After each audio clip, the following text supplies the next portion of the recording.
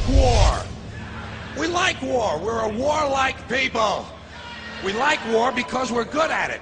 And you know why we're good at it? Because we get a lot of practice. This country's only 200 years old, and already we've had 10 major wars. We average a major war every 20 years in this country, so we're good at it. And it's a good thing we are. We're not very good at anything else anymore. Huh? Can't build a decent car, can't make a TV set or a VCR worth of fuck. Got no steel industry left, can't educate our young people, can't get health care to our old people, but we can bomb the shit out of your country, all right? Especially if your country is full of brown people. That's our new job in the world, bombing brown people. Iraq, Panama, Grenada, Libya, you got some brown people in your country, tell them to watch the fuck out, or we'll goddamn bomb them. Well, when's the last white people you can remember that we bombed? Can you remember the last white, can you remember any white people we've ever bombed? The Germans, those are the only ones, and that's only because they were trying to cut in on our action. They wanted to dominate the world. Bullshit, that's our fucking job! Now, you probably noticed I don't feel about that war the way we were told we were supposed to feel about that war, the way we were ordered and instructed by the United States government to feel about that war. My mind doesn't work that way. I got this real moron thing I do, it's called thinking. And I'm not a very good American because I like to form my own opinions. I don't just roll over when I'm told to. Sad to say, most Americans just roll over on command. Not me. I have certain rules I live by. My first rule, I don't believe anything the government tells me. Nothing. Zero.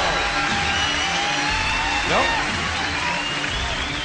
And I don't take very seriously the media or the press in this country, who in the case of the Persian Gulf War were nothing more than unpaid employees of the Department of Defense, and who most of the time function as kind of an unofficial public relations agency for the United States government.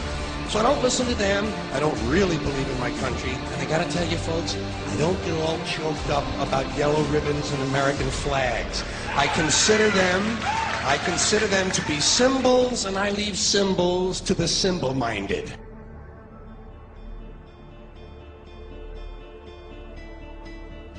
I'm talking about the fact that a war is rich old men protecting their property by sending middle-class and lower-class young men off to die. Forget these foolish elections. The owners of this country don't care about the poor in general. Owners of this country, what are we going...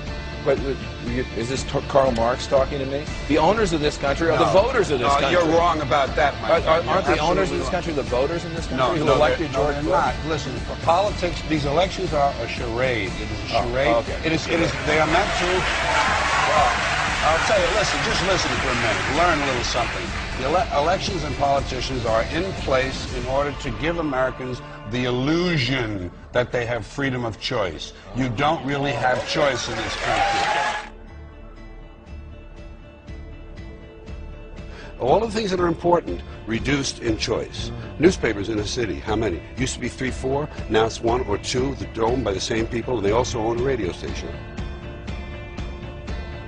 Give these people a voting day every year so that they'll have the illusion of meaningless choice. Meaningless choice, that we go like slaves and say, "Yo, I voted."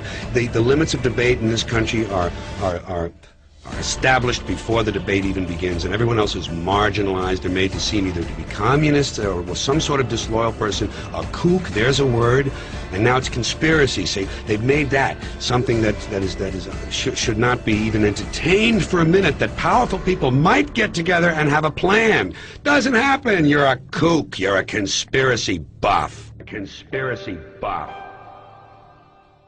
Not as a result of a conspiracy, but you because... don't need a formal conspiracy when interests converge. These people went to the same universities and fraternities. They're on the same boards of directors. They're on the same country clubs. They have like interests. They don't need to call a meeting. They know what's good for them, and they're getting it. And there used to be 7 oil companies. There are now 3. It will soon be 2. The things that matter in this country have been reduced in choice. There are 2 political parties. There are a handful of insurance companies. There are about 6 or 7 information things. But if you want a bagel, there are 23 flavors because you have the illusion. You have the illusion of choice. Right. You don't get the real important choice. There's no freedom of choice. That's a great point.